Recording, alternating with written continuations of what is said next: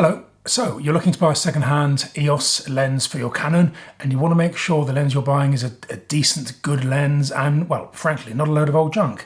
My name is Jonathan House from Worldwide Camera Exchange. I'm going to run through the checks you need to make sure that the lens you're buying is a good one. Now, I'm fundamentally focusing on lenses for the Canon EOS system. This is a 10-22, doesn't matter if you're looking at zooms or at primes or at the professional L-range lenses. The checks you need to make are fundamentally the same.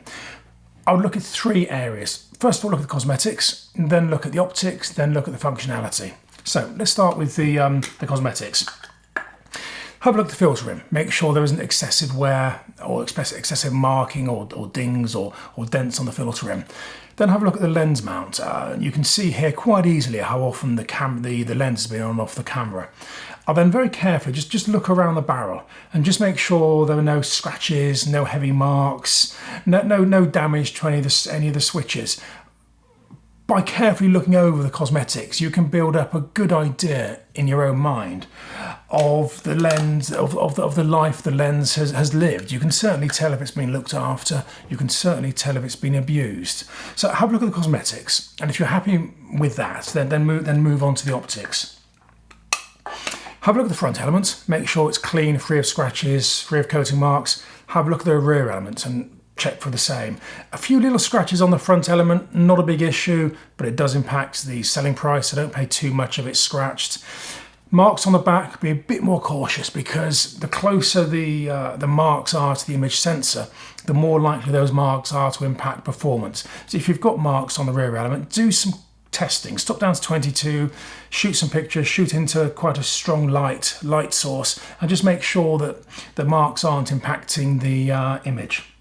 Then have a look through the lens. Look through very, very carefully. Make sure there are no spots of fungus, little spots with spidery legs, or no fungal growth across the internal surfaces. That looks like a spider web type growth across the inner coatings. Also make sure that there's no excessive dust inside. One or two little spots of dust, that's actually quite normal, particularly with the zoom lenses, and nothing to worry about, but the dust shouldn't be excessive.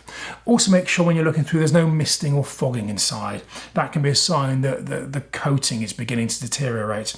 A relatively common issue with the oldest Canon lenses, not so much of an issue with these more modern EOS lenses. So you've looked at the cosmetics, you've looked at the optics. Now I'll just check out the functionality.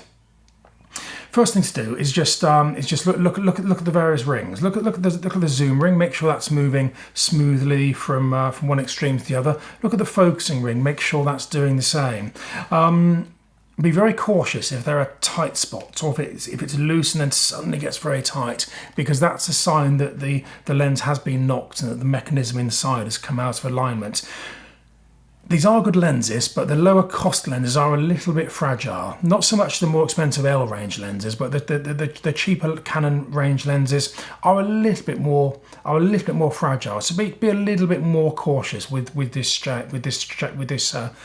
checks. So yeah, check out the focusing, check out the zoom.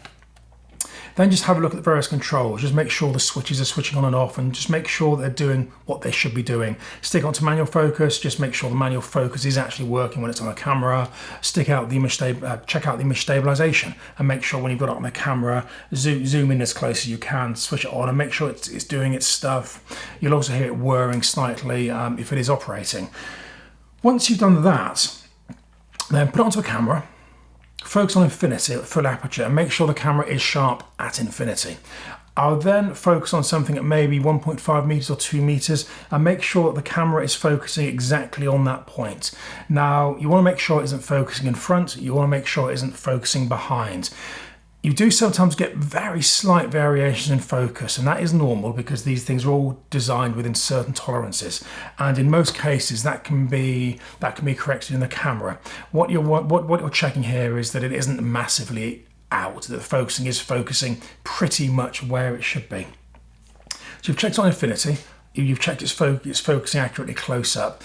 Then focus on a uniformly marked subject. A brick wall is a really good example, and just take a photograph of that. look at the results, check out the four corners, and what you want to make sure is that the four corners are of equal sharpness. You're not checking out absolute sharpness. What you're doing is checking the top corners are the same as the bottom corners, and the corners to the right are the same as the corners to the left. If you find that the top is less sharp than the bottom, or that the left is less sharp than the right, then you have an optical alignment issue, which is actually quite serious. So you've checked the autofocus, you've checked on infinity, you've checked that the sharpness is uniform across the frame. You can be confident then that optically you've got a good lens, and that mechanically it's a good sound lens. So once you've got to that point there, you can be fairly confident that if the checks have been good, you've got a good, reliable lens. So just to recap, you've checked the cosmetics, and it's a nice clean condition. A little bit of use, not a problem, but not overly used. You've checked the glass itself to make sure the glass is clean, no nasty fungus or spots or marks inside. And you've checked that it works well. You've checked that focusing works. You've checked that it's sharp across the frame. Yeah, I mean that's a good sign. If the lens has passed all those checks, then go for it. You've got a good, reliable lens. I hope that's been useful. If you have any comments, please stick them in the box below. Otherwise, please like and subscribe, and I hope to see you again soon. Thank you. Bye-bye.